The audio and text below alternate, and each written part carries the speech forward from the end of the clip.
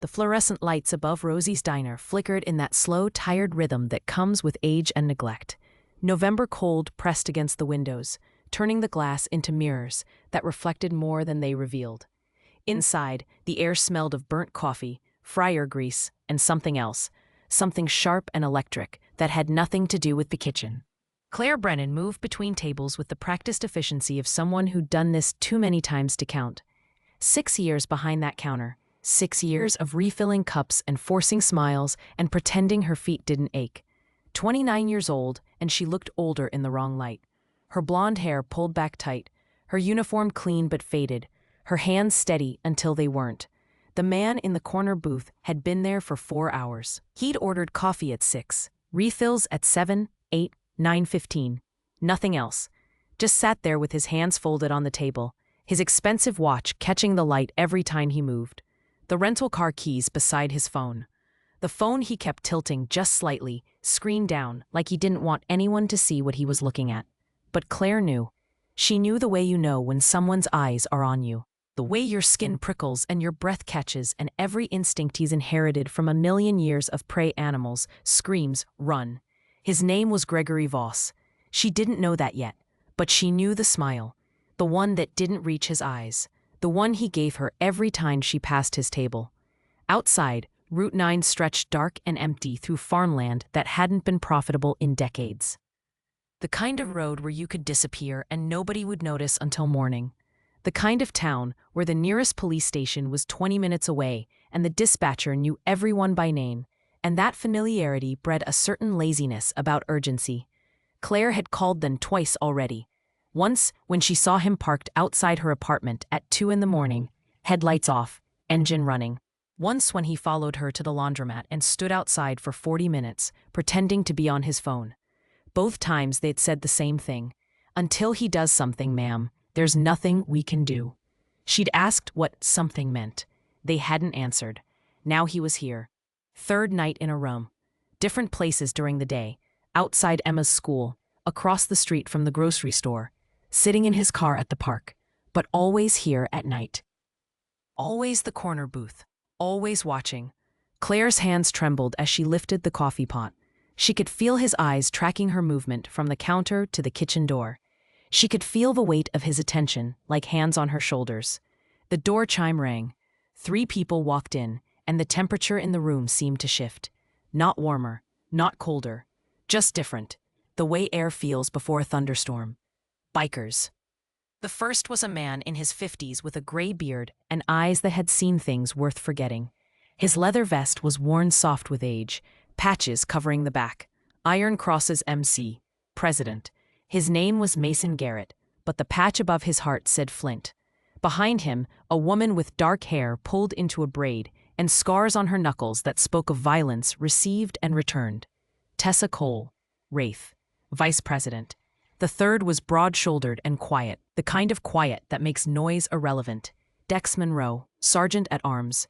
They took a booth near the window, sat down like they belonged there, like they'd been coming here for years, even though Claire had never seen them before.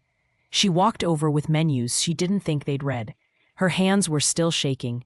She tried to hide it, failed. Flint looked up at her, and something in his expression changed, softened, like he recognized something he hadn't expected to see. "Coffee?" she asked. Her voice came out thinner than she wanted. "Please," he said. She poured, tried to keep her eyes on the cups, felt Voss's stare from across the room like a weight on the back of her neck. Tessa noticed. Women always noticed. "You okay?" Tessa asked quietly. Claire opened her mouth, closed it. She'd learned not to complain, not to make a fuss, not to be dramatic.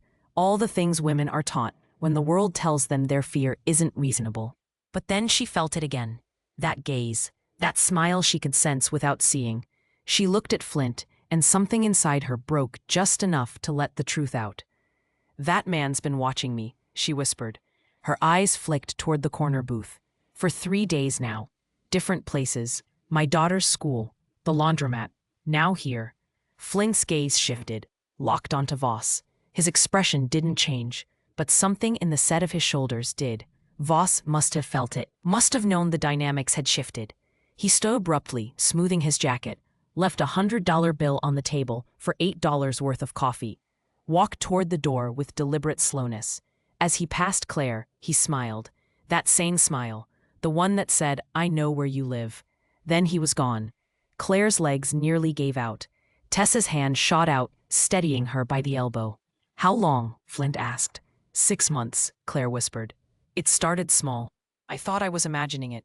Then he started showing up everywhere. I called the police, twice. They said until he does something, there's nothing they can do." Dex finished. His voice was gravel and resignation. Claire nodded. Tears welled up and she blinked them back furiously. "He knows where I live. I saw him park outside last night. I didn't sleep. I can't. My daughter, she's 7, and if he..." She couldn't finish. Through the window, Voss's silver Lexus sat idling in the parking lot. Headlights. It's on, engine running. Just sitting there. 90 seconds. Long enough to make sure she saw. Long enough to make sure she understood. Then he drove away, slowly. Flint pulled out his phone, typed something fast, put it away. "What's your full name?" he asked gently. "Claire Brennan." Something flickered across his face. Recognition, memory, something that looked almost like pain. "Brennan," he repeated softly. Do you know me?" He didn't answer right away. Just looked at her like he was seeing someone else. Someone from a long time ago. "Your sister," he said finally. Sarah Brennan." Claire's breath caught. "You knew Sarah?" "She saved my daughter's life," Flint said. 16 years ago. Made me a promise I'd return the favor if anyone in her family ever needed help." His phone buzzed, then again, then a dozen times in rapid succession. He glanced at the screen, nodded once. "You're not alone anymore," he said. "Outside." The sound of motorcycles began to build in the distance, low and growing. Thunder on a clear night. Claire looked at him, not understanding. Flint stood. Tessa and Dex followed. "Go home," he said. "Lock your doors. We'll be outside." "I don't understand." "You will," Tessa said. Her voice was kind but firm. "You're family now, and we protect our family." They walked out into the cold. Claire stood at the window and watched as headlights appeared on Route 9. 1 set, then 5. Then 20. The sound of engines filled the night. And for the first time in 6 months, Claire Brennan felt something other than fear. She felt hope. Flint sat alone in the parking lot, engine ticking as it cooled, phone screen glowing pale in the darkness. The photograph stared back at him like an accusation, like a reminder, like a debt 16 years overdue. Sarah Brennan, 18 years old in the picture, dark blonde hair and a smile that looked tired even then. Standing beside a girl with purple streaks in her hair and defiance in every line of her body. His daughter Riley, 15 and angry at the world. Angry at him for being overseas. Angry at her mother for leaving. Angry at everything. The photo was dated October 2008, taken at a different diner 20 miles west of here. Same kind of place. Same peeling vinyl booths and burnt coffee. Same fluorescent hum. Riley had run away 3 days into Flint's deployment to Iraq. 3rd tour. He'd been gone 48 hours when the call came through. His ex-wife hysterical on a satellite phone. Riley missing. No note, no explanation. Just gone. He couldn't leave, couldn't abandon his unit. Couldn't do anything but wait and pray and feel his heart tear itself apart 8,000 miles from home. Then Sarah Brennan called him. He didn't know her. Didn't know how she'd gotten his number. She'd worked it out somehow. Found Riley in that diner at 2 in the morning, shaking and crying, and trying to figure out how far $140 would take her. Sarah had been working the night shift. $22 in tips in her apron. College acceptance letter folded in her bag. A future she'd earned. She gave Riley her coat, her tips, bought her food with her own money, called Flint and said 5 words that changed everything. "Your daughter's safe with me." For 3 days, Sarah kept Riley in her 1-bedroom apartment. Fed her, listened to her, didn't judge, didn't lecture, just gave her space to be scared and angry and human. When Flint finally made it home on emergency leave, Sarah brought Riley to him at the bus station, handed her over like she was something precious, said she just needed to know someone cared. Flint had tried to pay her, tried to thank her, tried to find words big enough for what she'd done. Sarah had smiled that tired smile and shaken her head. Just be there for her now. That's all the payment I need. But Flint had looked her in the eyes and made a promise anyway. The kind you don't break, the kind that follows you. Anything you or yours ever need, he'd said. Ezra, you call me. You hear me? Anything. Sarah had nodded, hugged Riley one more time, walked back to her car and driven away. Flint kept track of her after that. Distant, respectful. She went to college, got a degree in education. Started teaching elementary school 2 towns over. Married briefly, divorced quietly. Kept living her life with that same quiet strength. He sent money sometimes, anonymous, through mutual friends. Christmas bonuses that appeared without explanation. Rent paid up when she was between jobs. He never attached his name. Didn't want her to feel obligated. Didn't want to burden her with a debt she'd never asked to collect. Then 8 years ago, the call came. Car accident. Black ice on Route 9. Sarah's Honda hit a tree at 50 miles an hour. Dead before the ambulance arrived. 26 years old. Flint went to the funeral. Stood in the back. Didn't introduce himself. Saw a younger woman holding a baby. Blonde hair like Sarah's, eyes red from crying. Claire, the sister Sarah had mentioned once or twice in their occasional conversations. He'd wanted to approach her. Wanted to say something. But what could he say? Your sister saved my daughter, and now she's gone. And I'm sorry. Feels like an insult to someone who gave without asking. So he'd stayed silent. Sent flowers with no name. Made sure Claire got a check from Sarah's life insurance that didn't actually exist. Watched from a distance as she struggled and survived and raised her daughter alone. He'd checked in over the years, asked around, made sure she was okay. She'd moved to this town 4 years ago. Started working at Rosie's, kept her head down, stayed invisible. Until Gregory Voss made her visible. Flint's phone buzzed, messages flooding in. On my way. What do you need? For Riley. For S. Ara. The club remembered. Some of them had met Sarah. All of them knew the story, knew what she'd done, knew what it meant. Flint typed fast. Sister of the woman who saved Riley, being stalked. Cops won't help. We ride tonight. The responses came faster. 42 members confirmed within 20 minutes. Then messages from other clubs. War Dogs MC, Sisters of Steel, Forgotten Sons. Word traveled fast in their world. Debts of honor weren't taken lightly. Flint looked at Sarah's photo one more time, traced the outline of her face with his thumb. Good people always circle back, he whispered to the empty car. It was something his father used to say. Before the cancer. Before the long silence. Back when the world still made sense. Good people always circle back. Sarah had circled back for Riley when no one else would. Now it was his turn. He started the engine. The rumble filled the night. He pulled out of the parking lot and headed toward the clubhouse. Behind him, headlights followed. Then more, then more. By the time he reached the compound, 42 motorcycles were already there. The clubhouse sat in the warehouse district. Cinder block and steel. American flag on one wall.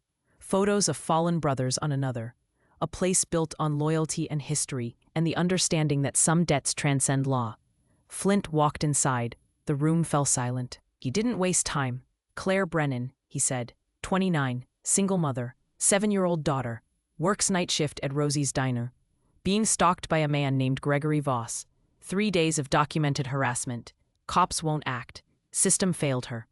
He paused. Let it sink in. She's Sarah Brennan's sister.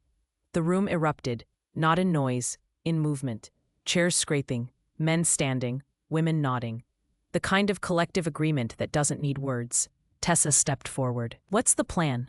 Protective presence, Flint said. Everywhere she goes, 2 of us minimum. Rotating shifts.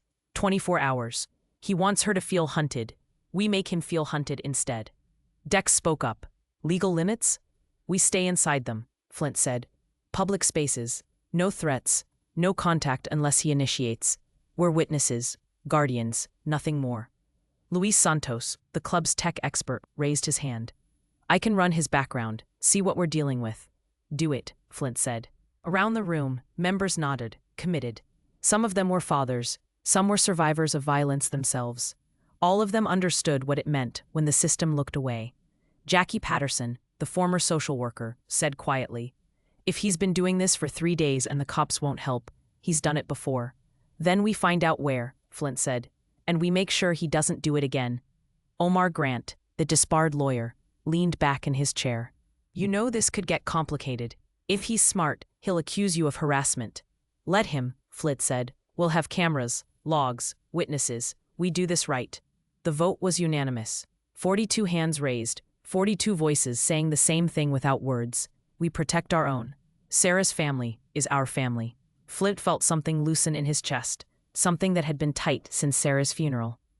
Since the day he stood in the back and said nothing while they buried someone who deserved everything. He pulled out his phone, looked at Sarah's picture one more time. "We got her," he whispered. "I promise." Outside, engines started, one by one, a symphony of thunder. The ride was on. Dawn came cold and gray over Claire's apartment complex. The kind of morning where breath turns to fog and the world feels frozen in place. 6 o'clock. The sky, bruised purple at the edges. Streetlights still burning. 47 motorcycles arrived in formation. They came from the east, riding 2 by 2, engines synchronized in a low rumble that shook windows and woke dogs 3 blocks away. No sirens, no shouting, just presence, deliberate and undeniable. Claire stood at her window on the second floor, one hand pressed against the glass. Emma beside her, in pajamas patterned with stars. 7 years old and confused, scared of the noise but curious about the source. "Mama, who are they?" Emma whispered. Claire couldn't answer, couldn't find words for what she was seeing. The street below filled with leather and chrome. Men and women dismounting, taking positions. Some leaning against bikes, others walking slow patrols. All of them watching the silver Lexus parked across the street. Gregory Voss sat behind the wheel. He'd been there all night. Claire knew because she'd checked every 20 minutes from midnight until dawn. Unable to sleep, unable to think about anything except the sound of his engine idling. The glow of his dashboard lights, the shape of him sitting motionless in the dark. Now in the growing light, she could see his face. The smile was gone, replaced by something harder, something calculating. A knock at the door made her jump. She looked through the peephole, saw Flint, Tessa beside him. A third woman she didn't recognize, older, with gray in her dark hair and kind eyes that had seen too much. Claire opened the door slowly, chain still attached. "It's okay," Flint said quietly. "Just us." She unhooked the chain, let them in. Emma hid behind her legs, peeking out at the strangers. Tessa crouched down, eye level with Emma. "Hey there. I'm Tessa. I like your pajamas. Stars are my favorite." Emma didn't respond, just stared. The older woman extended her hand to Claire.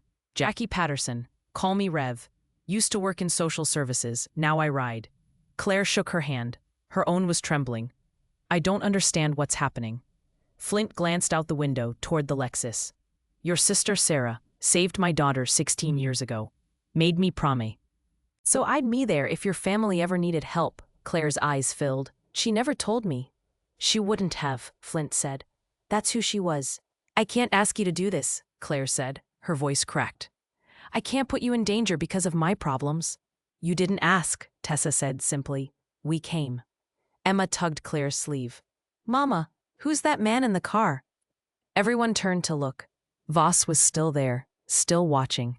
Claire's face went pale. "He was there all night. I didn't sleep. I kept thinking he'd come to the door. She couldn't finish, couldn't say the words in front of Emma. Rev knelt beside Emma.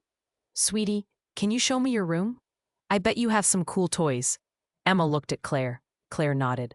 Rev took Emma's hand and led her away, voice bright and gentle, distracting, protecting. Once they were gone, Claire collapsed onto the couch, put her face in her hands. "I don't know what he wants," she whispered. "I don't know him.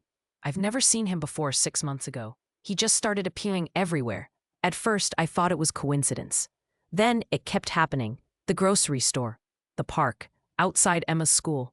Always watching, always smiling, like it's a game." "Did he ever approach you?" Tessa asked. "Once," Claire said, "at the laundromat. Stood next to me and said, 'You should be more careful.' A woman alone with a child. Anything could happen. Then he walked away. Flint's jaw tightened. That's when you called the police? Claire nodded. They took a report, said they'd increase patrols. I never saw them. Voss kept coming. I called again last week. Different officer. Same answer. Until he does something, there's nothing they can do. He's doing something, Tessa said flatly. He's terrorizing you. They don't see it that way, Claire said. He's not breaking any laws. Public streets, public places. He's just there, always there. Flint stood, walked to the window. Looked down at the Lexus, at Voss sitting calm and patient in the driver's seat. I'm going to talk to him, Flint said. No, Claire said quickly. What if he says you threatened him? What if he uses it against you? He can try, Flint said. He turned to Tessa. Camera? Tessa pulled a small body camera from her jacket, clipped it to Flint's vest. Recording. Flint walked out. Dex and Luis followed him down the stairs, across the street, to the silver Lexus. Voss rolled down his window, smiling again, that same empty smile. Good morning, Voss said pleasantly. Can I help you? Public street, Flint said. You can park wherever you want. That's right, Voss said.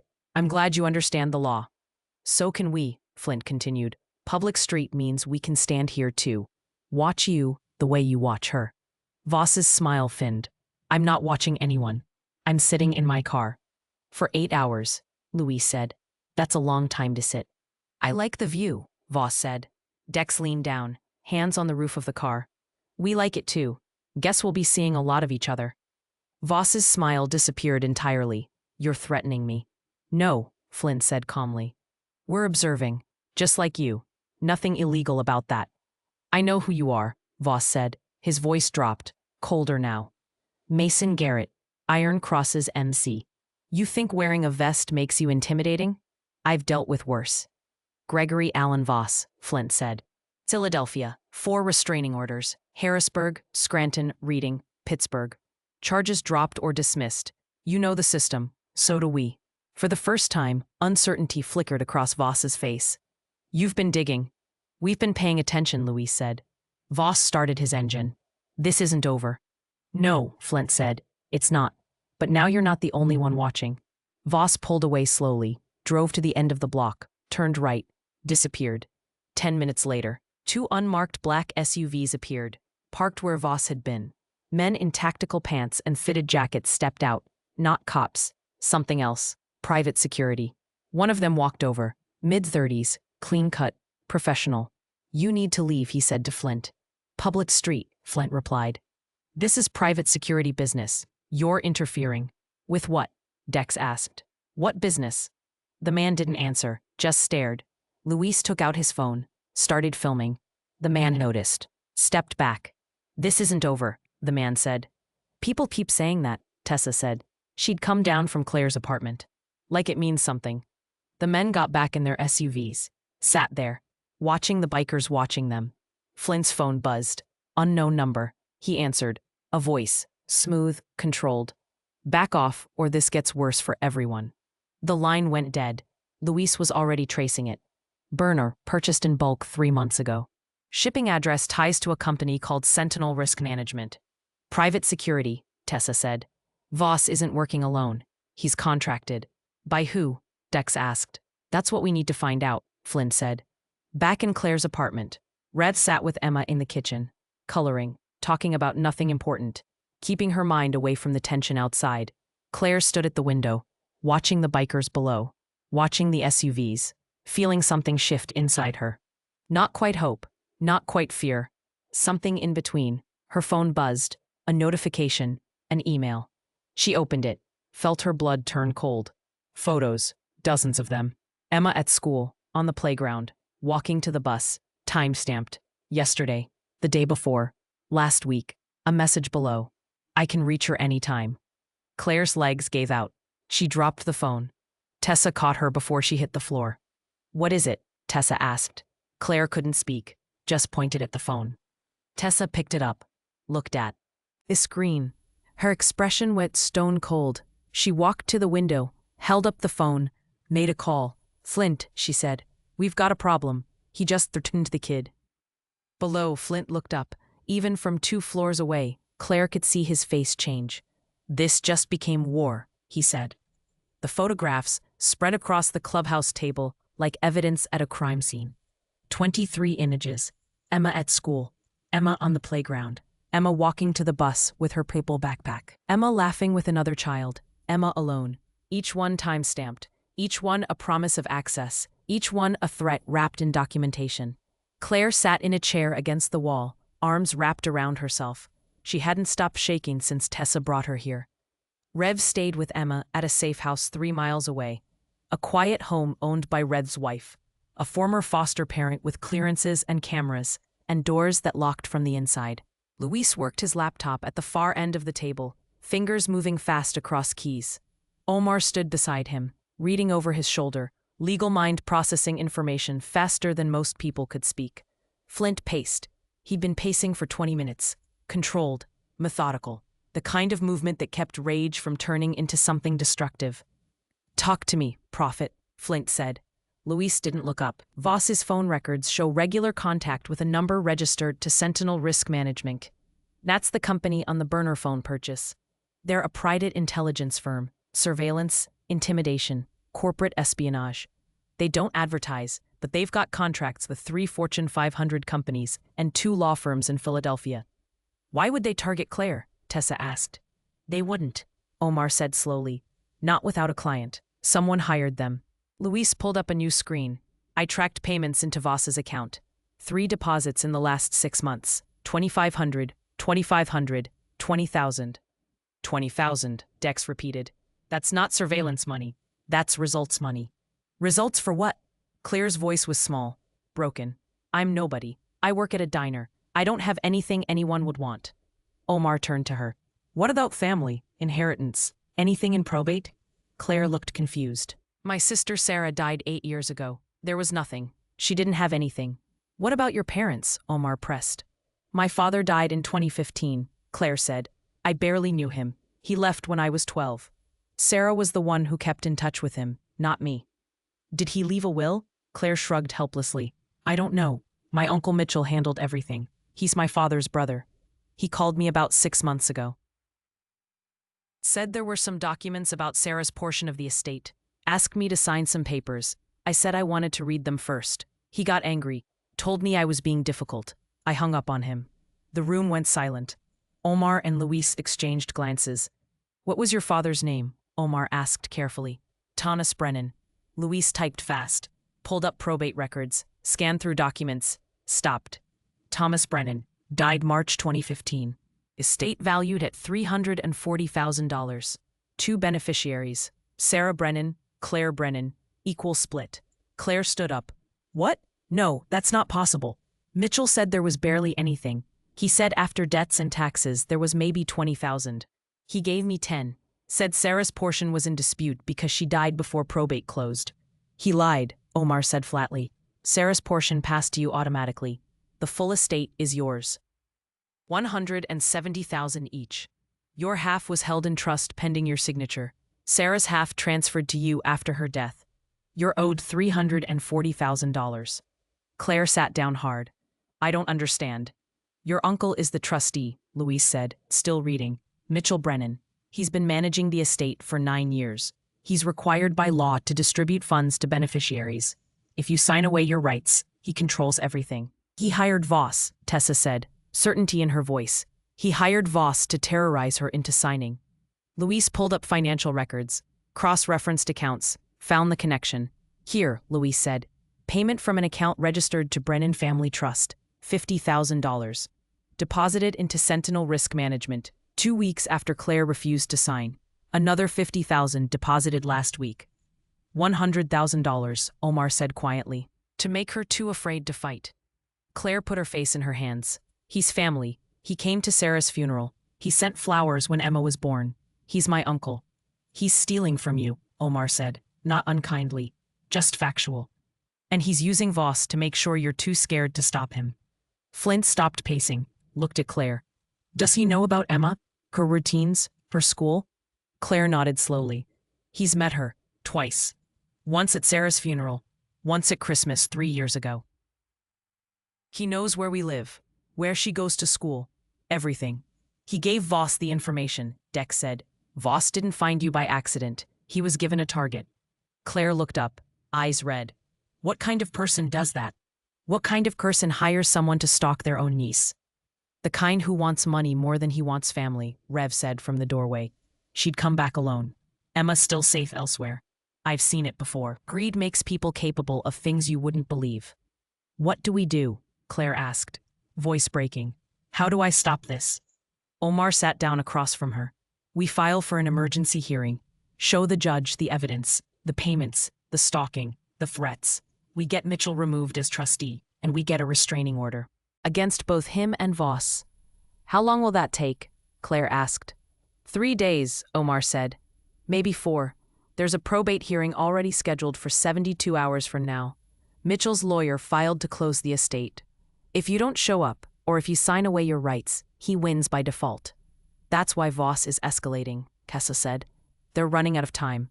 So are we, Flint said. Claire looked around the room, at these people she'd met hours ago. These strangers who'd become something else, something she didn't have words for. Why are you doing this? She whispered. You don't know me. You don't owe me anything. Flint walked over, crouched down so they were eye level. Your sister saved my daughter when I couldn't. Made me promise I'd be there for your family if you ever needed help. That's a debt I don't walk away from. Sarah's been gone 8 years, Claire said.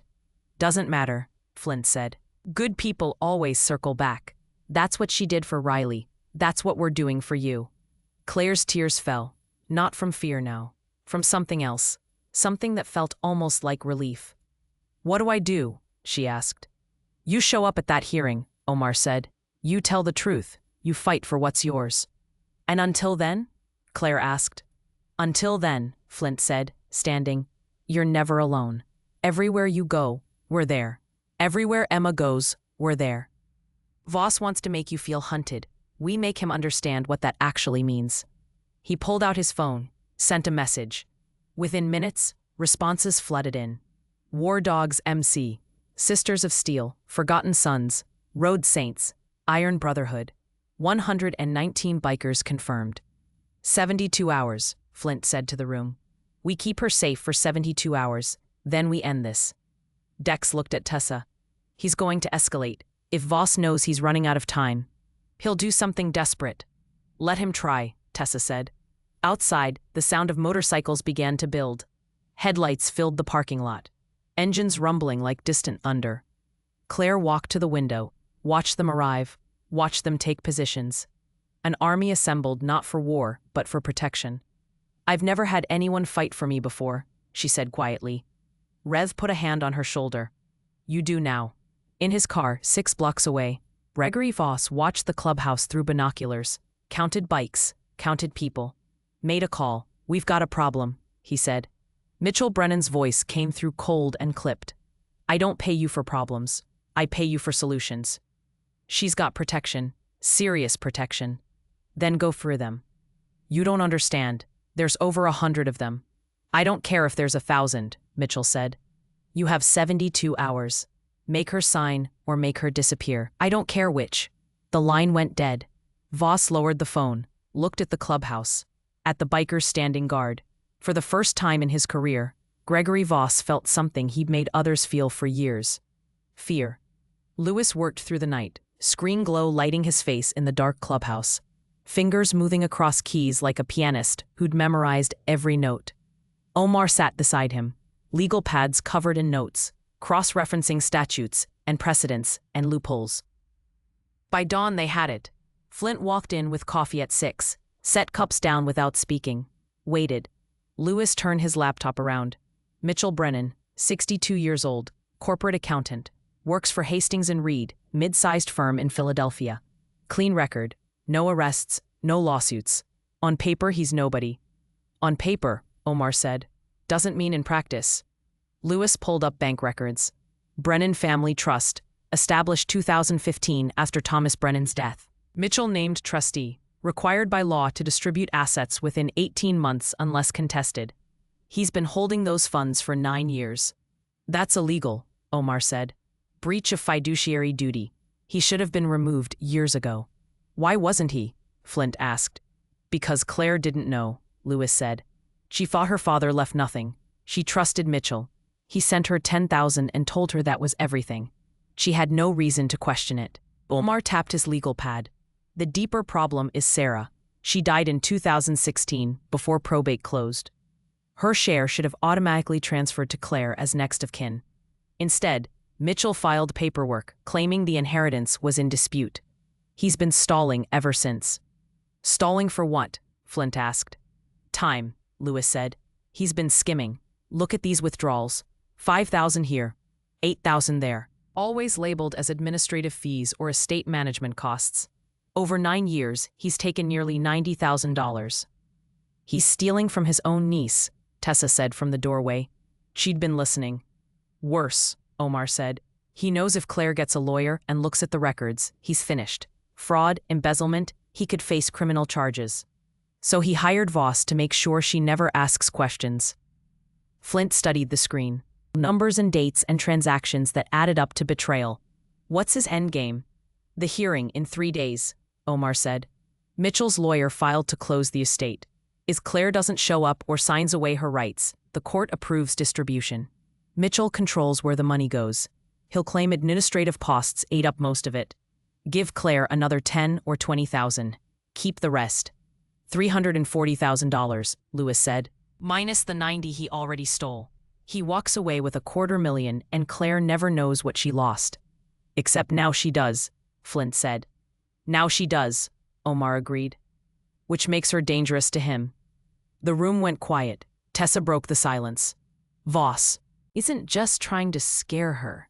He's trying to make her desperate enough to sign or broken enough to disappear. We need evidence, Flint said. Something that ties Mitchell directly to Voss.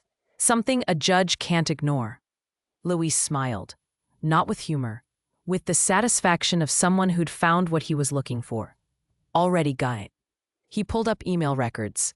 Hacked, illegal, inadmissible in court but undeniable in truth. Mitchell to Voss, 4 months ago. The niece is being difficult. Make her understand cooperation is in her best interest. Voss to Mitchell. Understood. What are the parameters? Mitchell to Voss. Whatever it takes. She needs to be too scared to think clearly. I need her signature in 60 days. Later correspondence, more explicit, more damning. Mitchell. She's still refusing. Escalate. Voss. I've been following protocol. Legal limits. Mitchell. I don't pay you for limits. I pay you for results. A final email. Sent 2 days ago. 72 hours. Make it happen or you don't get the back end. Omar read it twice. That's conspiracy. Criminal coercion. And with the financial records, it's fraud. Will it hold up in court? Flint asked. Not if we obtained it illegally, Omar said. But if someone else finds it through legal channels, it's gold. Someone like who? Tessa asked. Omar smiled. Someone like the district attorney. If they receive an anonymous tip about financial irregularities in a probate case, they're obligated to investigate. You can make that happen? Flint asked. I know people, Omar said. People who owe me favors. People who don't ask too many questions about where information comes from. Luis was already preparing the files, scrubbing metadata, creating a trail that led nowhere. Claire walked in. She looked like she hadn't slept. Emma was still at the safe house with Rev's wife, still safe, still unaware of how close danger had come. What did you find? Claire asked. Flint gestured to the chair. Sit down. She did. Listened as Omar explained. Watched as Louise showed her the numbers, the emails, the pattern of theft that stretched across 9 years. When they finished, Claire sat in silence, not crying, not shaking, just processing.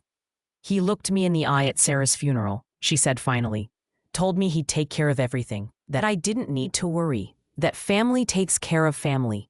He lied, Omar said simply. All of it? Claire asked. Every conversation, every check-in, every Christmas card. All lies?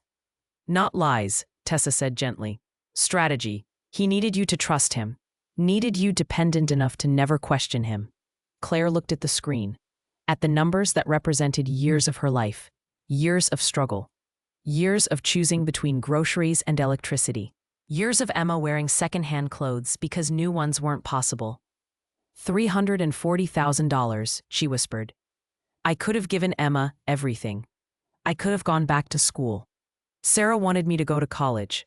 She used to say education was the only way out. You still can, Omar said. We're going to get you every dollar you're owed, plus damages, plus legal fees. Mitchell's going to lose everything.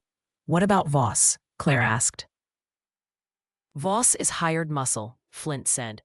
Take away Mitchell's money, and Voss has no reason to keep coming. Unless Mitchell tells him to finish the job, Dex said from the corner. If Mitchell thinks he's going down, he might decide to eliminate the witness. The room temperature seemed to drop. That's why we don't give him the chance, Flint said. Omar files the paperwork today. Emergency hearing. Get Mitchell removed as trustee. Get a restraining order. Make everything public before Mitchell knows what's happening. What if he comes after Emma? Claire asked. Voice small, terrified. He won't get the chance, Tessa said. Emma doesn't leave the safe house until this is over. You don't go anywhere without two of us. We make you untouchable. For how long? Claire asked. 72 hours, Flint said. That's all we need. 3 days. Then you walk into that courthouse and you tell the truth. The rest takes care of itself. Claire looked around the room, at these people who'd become her only defense against a family member who'd turned predator. Why is he doing this? She asked. What kind of person steals from their own family? Rev spoke up from the doorway. The kind who sees people as transactions, who measures worth in dollars, who convinces himself he deserves what others have. He came to Sarah's funeral, Claire said again, like she couldn't make sense of it. He hugged me. He told me she'd be proud of who I'd become. He was checking if you suspected anything, Omar said, making sure you stayed in line. Claire stood, walked to the window, looked out at the parking lot full of motorcycles and people who'd chosen to stand between her and destruction. I don't know how to repay this, she said. You don't, Flint said. That's not how it works. Sarah didn't ask for payment when she helped Riley. You don't ask for payment when family helps family. I'm not your family, Claire said. Yes, Flint said quietly, you are. Outside a car pulled up, silver Lexus. Gregory Voss stepped out, looked at the clubhouse, at the bikers standing guard. He didn't approach, just stood there, smiling. Then he lifted his phone, took a photograph of the building, of the bikes, of everyone visible. Flint's phone buzzed, text from unknown number, a photograph. Emma on the playground, time-stamped 30 minutes ago. Below it, cute kid. Be a shame if something happened to her. Flint showed it to Tessa. Her jaw went tight. He doesn't know Emma's not at school, she said. He's about to, Flint said. He texted B. Ack. Try it. The response came instantly. Already did. The call came from Emma's school at 7:45. Principal's voice tight with controlled panic. A man had been seen on school property, near the playground, taking photographs. Security confronted him. He left before police arrived. Claire's hands shook so badly she dropped the phone. Tessa caught it, listened to the rest, hung up. He doesn't know she's not there, Tessa said. He thinks he got close. He did get close, Claire said, her voice breaking. What if she'd been there? What if I'd sent her to school like normal? But you didn't, Flint said. That's why we moved her. He's trying to prove he can reach her, Dex said. Trying to show us we can't protect her. Then we show him different, Flint said. Within 30 minutes, the plan formed. Not defense, offense. If Voss wanted to hunt, they'd make him the prey. 40 bikers deployed to Emma's school, ringed the property. Stood on public sidewalks with cameras and phones, documenting everything, every car that passed, every person who slowed down, every shadow that moved wrong. The principal called again, asked them to leave, said parents were nervous. Flint took the call. We're on public property. Your security failed. We won't. 20 more bikers went to Claire's apartment complex, set up a perimeter, folding chairs and thermoses of coffee, visible, undeniable. A message written in leather and chrome. Voss drove by twice, slowed down, took photographs. The bikers photographed him back. By noon, local news arrived. Reporter with a camera crew. Young woman with sharp eyes and questions that cut straight to bone. "What's happening here?" she asked Flint. "We're protecting a woman the system failed," Flint said. Camera rolling. Single mother. Being stalked for 6 months. Police told her there's nothing they can do until he acts. "We're making sure he doesn't get the chance." "Who is he?" "Gregory Voss. Works for Sentinel Risk Management. Private security contractor. Hired to terrorize a woman into signing away her inheritance." The reporter's eyes widened. "You have proof?" "We have documentation," Omar said, stepping forward. "Financial records, communications, a pattern of harassment spanning months. We filed for an emergency hearing. 3 days from now, the truth comes out." "Why bikers?" the reporter asked. "Why not lawyers?" "Because lawyers cost money," Flint said, "and the system moves slow. She needed help now. We don't charge. We don't wait. We just show up." The interview aired at 6, then again at 11. By midnight, it had been picked up by regional stations. By dawn, national. The headline: "Biker Gang Protects Stalking Victim After Police Inaction." The framing wasn't perfect. Gang carried implications they didn't deserve. But the core story landed. Woman in danger. System failing. Community responding. The comments section exploded. Thousands of people sharing their own stories. Stalking victims ignored by police. Restraining orders that meant nothing. Systems that protected predators and abandoned survivors. One comment stood out. "I was stalked for 2 years. Police said he hadn't broken any laws. He broke into my house and held me at knife point before they finally arrested him. By then, I'd lost everything." "Where were these bikers when I needed them?" Tessa read it aloud. The room went quiet.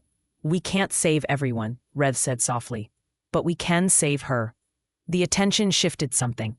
Pressure built. Not just on Voss, on Mitchell.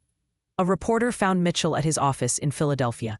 Asked him about the allegations, about the trust, about hiring Voss.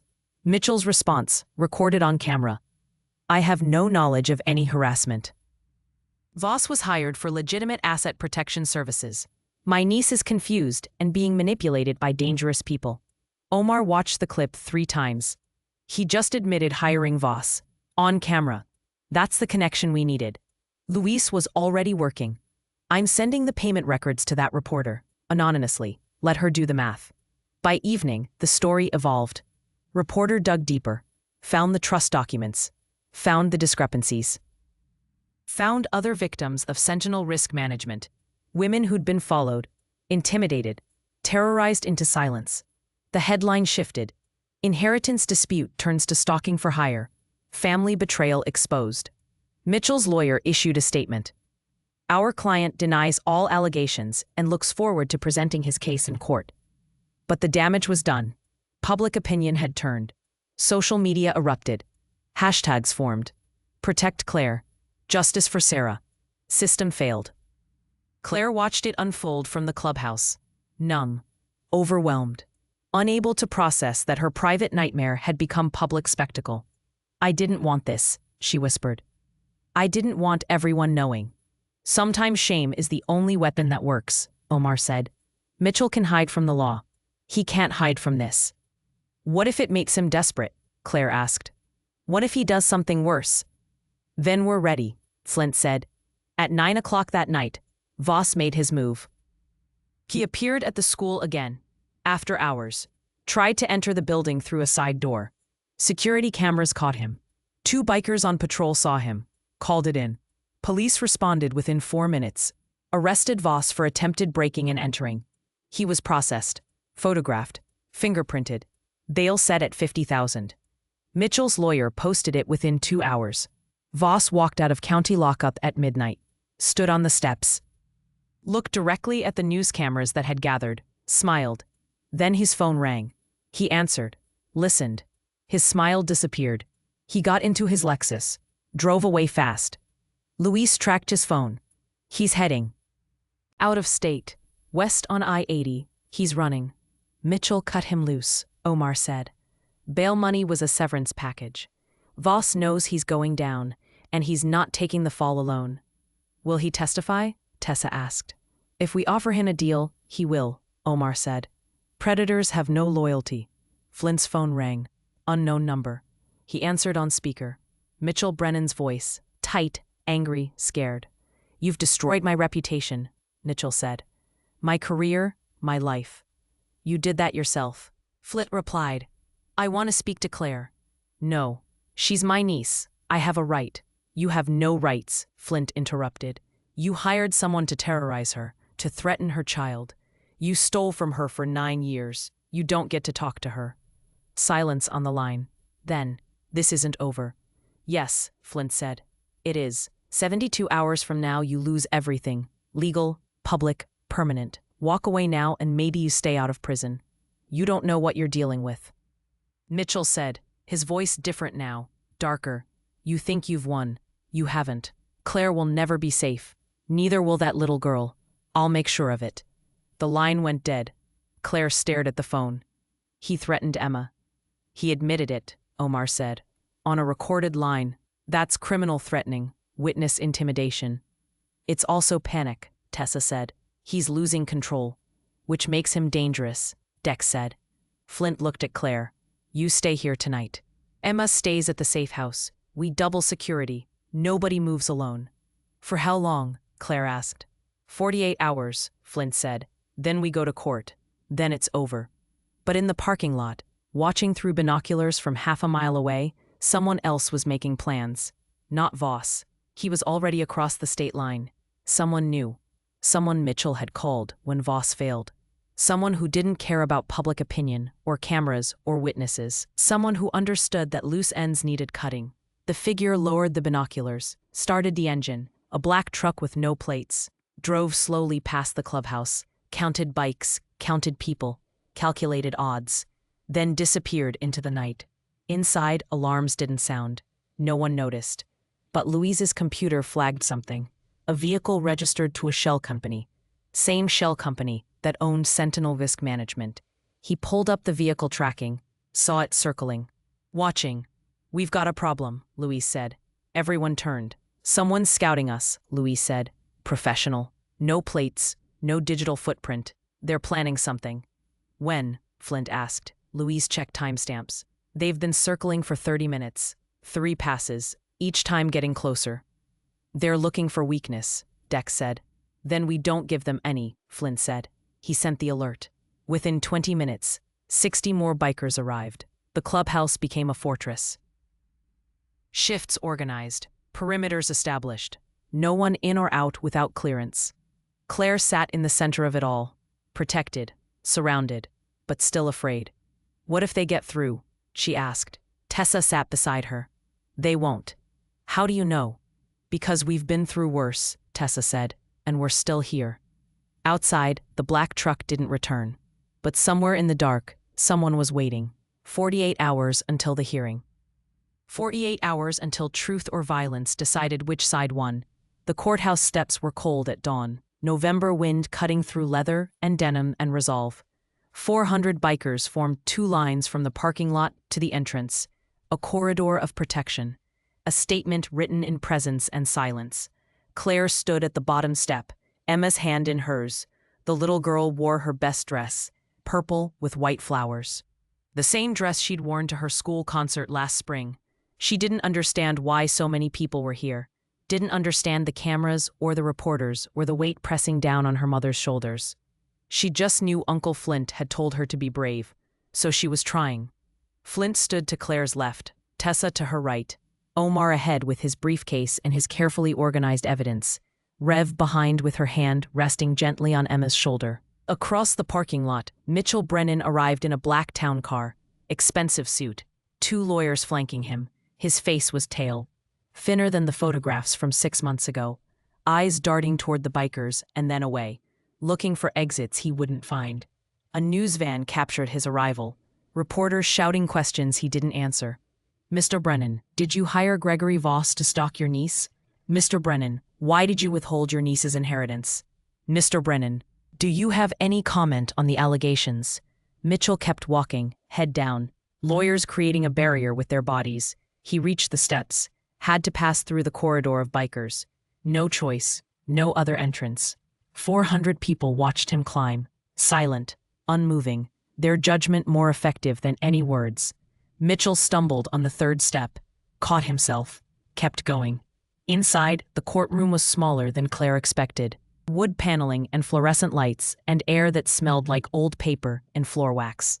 Judge's bench at the front, tables for both sides, gallery seating already filling with people who'd followed the story online. Judge Marianne Kowalski entered at 9 exactly, 63 years old, former prosecutor, reputation for cutting through lies like a scalpel through skin. She looked at the crowded room, at the tension thick enough to taste, and her expression didn't change. "This is a probate hearing," she said, "not a circus. Anyone who can't remain silent will be removed." She sat, looked at the docket, looked at Mitchell, looked at Claire. "Begin." Mitchell's lawyer stood, tall man with silver hair and a voice designed for persuasion. "Your Honor, this matter should have been settled years ago. The Brennan Family Trust has been managed responsibly and ethically. My client has acted in good faith as trustee. The beneficiary has been difficult to work with, has refused reasonable requests, and has now surrounded herself with individuals of questionable character who are manipulating her for their own purposes." He gestured toward the bikers in the gallery. Dismissive, contemptuous. Omar rose. "Your Honor, may I respond?" Judge Kowalski nodded.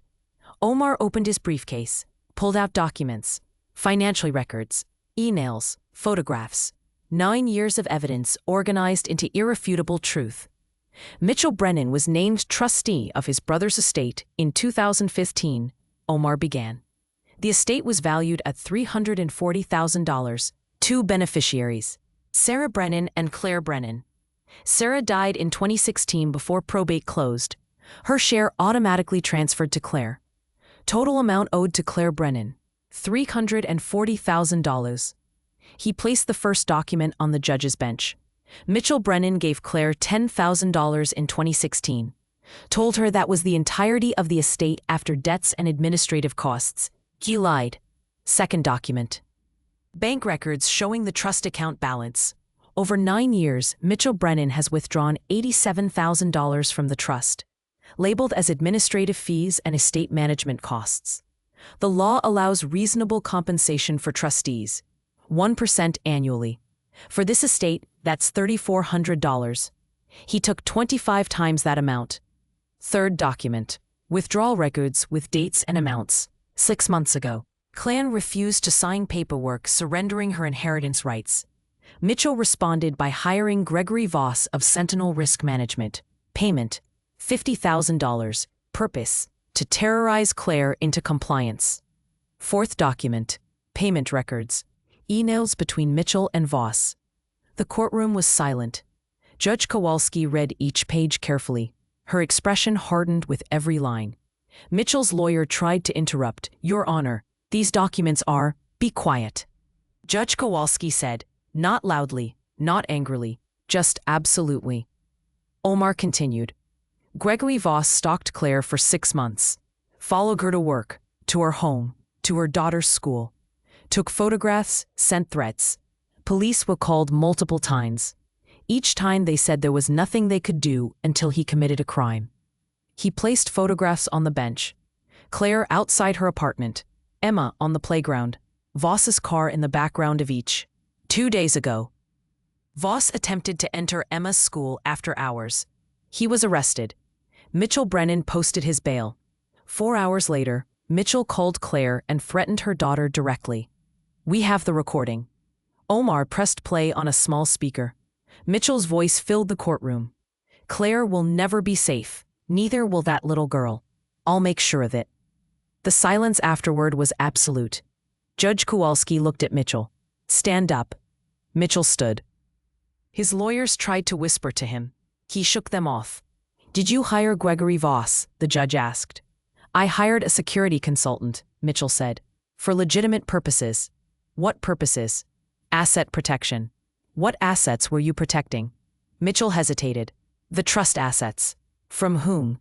From people who would manipulate my niece into making poor decisions. By terrorizing her. I never authorized. You paid him $50,000, Judge Kowalski interrupted. You sent emails instructing him to escalate. You posted his bail after he was arrested. Then you threatened your niece and her child on a recorded line. Do you understand that every word you just said is a lie I can prove? Mitchell's face went red. This is a family matter. It should have stayed private. She brought outsiders into it. She made it public. She destroyed my reputation. You destroyed your reputation, Judge Kowalski said. By stealing from your family and terrorizing a single mother. She turned to Claire. Miss Brennan, please stand. Claire stood, legs shaking. Emma pressed against her side. Did you authorize anyone to make this situation public? The judge asked. No, Your Honor, Claire said quietly. I just wanted it to stop. I wanted my daughter to be safe. The bikers outside, they came at your request? No, Your Honor. They came because my sister saved one of their daughters 16 years ago. They said they owed her. They said they protect family. Judge Kowalski looked at the gallery, at Flint, at the faces that had traveled hundreds of miles to stand between threat and innocence. Who's the president? She asked. Flint stood. I am, Your Honor, Mason Garrett, Iron Cross's MC. You organized this? Yes, Your Honor. Why? Sarah Brennan saved my daughter when I couldn't. Made me promise I'd help her family if they ever needed it. This is me keeping that promise. Judge Kowalski studied him. You understand this court doesn't operate on promises and motorcycle clubs. Yes, Your Honor. That's why we brought a lawyer and evidence instead of just showing up. Something almost like a smile crossed the judge's face. Sit down. She turned back to Mitchell. Mitchell Brennan, I am removing you as trustee effective immediately. I am ordering you to surrender all trust documents and account access within 24 hours. I am ordering a full audit of the trust going back 9 years. Any funds you withdrew inappropriately will be repaid with interest. Mitchell's lawyer tried to object. The judge held up her hand. I am also referring this matter to the District Attorney for Criminal Investigation, Fraud, Embezzlement, Criminal Coercion, Stalking for Hire, Witness Intimidation. You will likely face charges. If convicted, you will face prison time. Mitchell's legs gave out. He sat down hard. Finally, Judge Kowalski said, I am issuing a 10-year restraining order. You are not to contact Claire Brennan or Emma Brennan by any means. You are not to come within 500 feet of them. Violation will result in immediate arrest. She looked at Claire. Ms. Brennan, the full amount of your inheritance will be released to you within 30 days. $340,000 plus interest. I'm deeply sorry for what you've endured. This system failed you. These people did not. She gestured to the bikers in the gallery. Court adjourned. The gavel came down. For a moment, no one moved.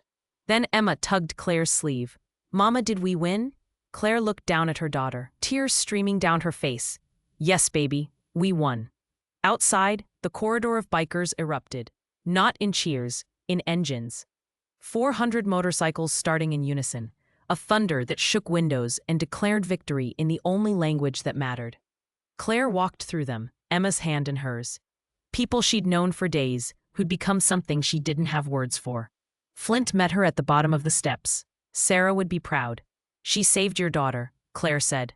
You saved mine. That's how it works, Flint said.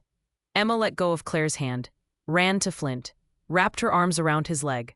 Thank you, Uncle Flint. He picked her up, held her like she was something precious. Anytime, kid. Anytime. Behind them, Mitchell was led away by FBI agents who'd been waiting outside.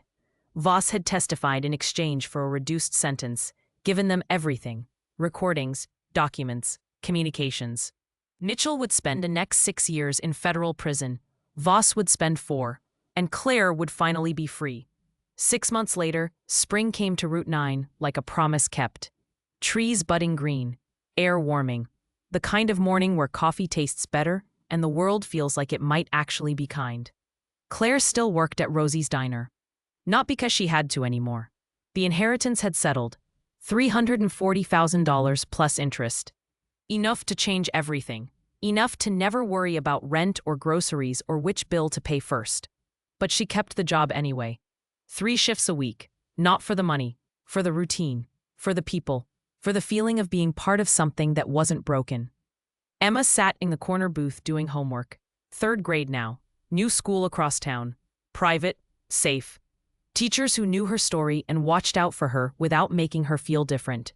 She wore clothes that fit. Shoes without holes. A backpack that didn't have duct tape holding the straps. But her favorite thing was still the purple jacket Tessa had given her 6 months ago. Worn soft now. Too small in the sleeves. Emma refused to replace it. The diner door opened. Flint walked in with Dex and Rev. Saturday morning ritual. Started 3 weeks after the trial and never stopped. Eggs and bacon and coffee while Emma colored at their table and told them about school and friends and the book she was reading. Claire poured coffee without asking. Knew their orders by heart. "How's the house hunt going?" Rev asked. "Sound one," Claire said. 3-bedroom, fenced yard, 2 blocks from Emma's school. We close next month. "Need help moving?" Dex asked. "Luis already volunteered the whole club," Claire said. "I tried to say no. He said it wasn't optional." Flint smiled into his coffee. "It's not." The truth was that Claire had become part of something she'd never expected. The Iron Crosses didn't just help and leave. They stayed. Integrated. Became family in the way that mattered more than blood. Every Saturday, Emma went to the clubhouse, helped wash motorcycles, learned basic maintenance, listened to stories that were edited for 7-year-old ears, but still carried weight. Tessa taught her self-defense, not the violent kind. The awareness kind. How to trust her instincts, how to say no, how to never let fear make her small. "Never be helpless," Tessa would say, and Emma would nod with a seriousness that broke and mended hearts at the same time. Claire had enrolled in community college, social work degree, 2 classes to start. She'd been terrified the first day, hadn't been in a classroom in 11 years. But Rev's wife had walked her to the door and waited in the parking lot until class ended. "Education is the way out," Sarah used to say. Claire heard her sister's voice every time she opened a textbook. The inheritance had been divided carefully. 200,000 in a trust for Emma. Education, future, security. The rest Claire split between the house, school, and something else. Something she'd worked on with Omar for 3 months. Sarah's house opened in April. A shelter for stalking victims. 10 beds. 24-hour staff. Security designed by Luis. Legal aid provided by Omar. Counseling, resources, safety for people the system had failed. The grand opening made local news. Claire stood on the steps with a photo of Sarah, spoke to cameras with a voice that shook but didn't break. "My sister saved someone when she didn't have to," Claire said. "She taught me that good people show up when it matters. This house is for everyone who needs someone to show up." Flint and 40 members of the Iron Crosses stood behind her. Not for cameras, just to be there, to show that support didn't end when the crisis did. The shelter filled within a week. Women who'd been followed, threatened, terrorized by people who knew the legal system's gaps. Now they had a place that didn't ask them to. Prove their fear was reasonable. That just believed them and kept them safe. Claire volunteered there twice a week, listened to stories that sounded too much like her own, held hands, made coffee, bore witness to trauma she understood from the inside.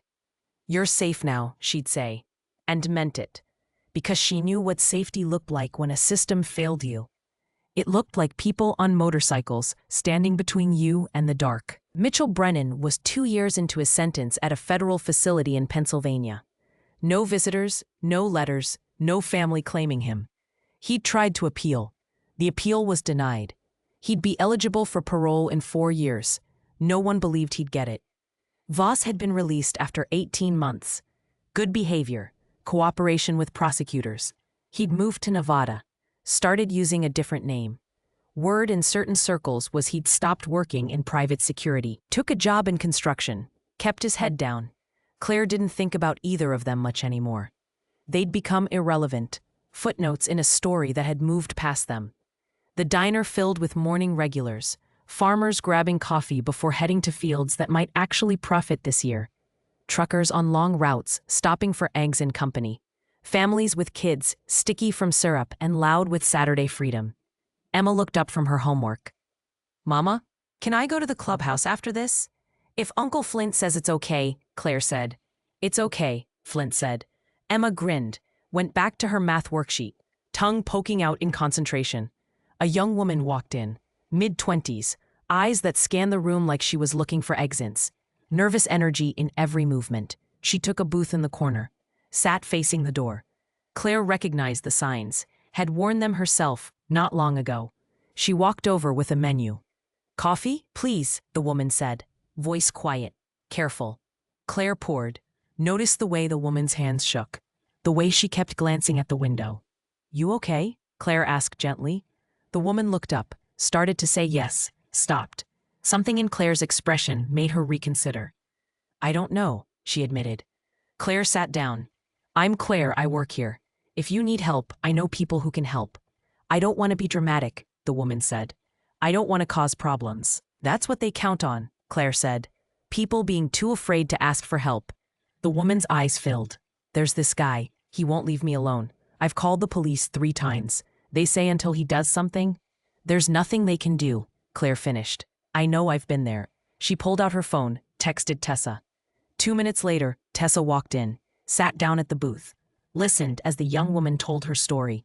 By the time breakfast rush ended, the woman had a plan, a place to stay, a lawyer's number, people who would make sure she wasn't alone. Why are you helping me? The woman asked. You don't know me. Someone helped me when I needed it, Claire said. That's what good people do. They show up. The woman left with Tessa. Claire watched them go, felt something settle in her chest, something that felt like purpose. That evening, Emma sat on the back of Flint's motorcycle, not riding, just sitting, pretending, making engine noises while Flint patiently explained how clutches worked. Claire stood in the clubhouse doorway, watched her daughter laugh with people who'd chosen to be family. Thought about Sarah, about promises kept across time, about the way one act of kindness could ripple forward into futures no one could predict. Rev appeared beside her. You did good. We did good, Claire corrected. I couldn't have survived without all of you. Sarah started it, Rev said. She saved Riley. That saved you. Now you're saving others. That's how it works. Good people always circle back. Claire had heard Flint say that phrase a dozen times. Now it meant something different. Not just a saying, a truth lived out in action. The sun set orange and gold over Route 9. Motorcycles lined up in the parking lot. Chrome catching light. Engines quiet now, but ready. Always ready. Emma ran over. Mama, Uncle Flint says I can have my own vest when I'm older. We'll see, Claire said. Not a maybe vest, Emma said seriously. A real one, with patches and everything. We'll see, Claire repeated, but she was smiling. Inside, someone started music. Classic rock. The kind that thumped through floorboards and made conversation louder and laughter easier. Claire looked at the photo on the memorial wall. Sarah at 18, tired smile, kind eyes. The sister who'd saved a runaway girl and changed the course of everything that followed. Thank you, Claire whispered. The photo didn't answer, didn't need to. Emma tugged her hand. Come on, Mama, they're making burgers. Claire let herself be pulled inside, into warmth, into noise, into family forged not by blood, but by choice and honor and promises kept when they mattered most. Outside, Route 9 stretched into darkness. Same road it had always been. Same diners and gas stations and small towns nobody thought about, but different now, because somewhere on that road, someone who needed help would find it, not from a system that moved too slow, not from laws written for perfect scenarios, from people who showed up, who stood guard, who refused to look away when everyone else did, from good people who always circled back. The door closed, the music played. Inside Rosie's diner, the coffee was still burnt and the vinyl still cracked and the lights still flickered. But Claire Brennan was free, her daughter was safe, and somewhere, in the night, engines rumbled with the promise that when darkness came, someone would be there, always there. That was the only ending that mattered.